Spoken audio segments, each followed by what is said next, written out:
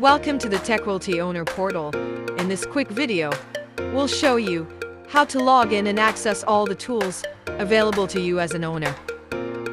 Step 1. Go to the Owner Portal, open your web browser, and go to the Owner Portal at the link shown here. Step 2. Type in your username and password. If you don't know your login credentials, reach out to the TechRealty team and we'll be happy to assist you. Step 3. Click Sign in to access your owner dashboard. Step 4. Once you're logged in, you'll have everything you need as an owner, including the ability to view your account balance, check on any maintenance tasks related to your property, and even submit requests directly through the portal. That's it. You're all set to start using the TechRealty Owner Portal. If you have any trouble logging in, please contact our team and we'll help get you set up.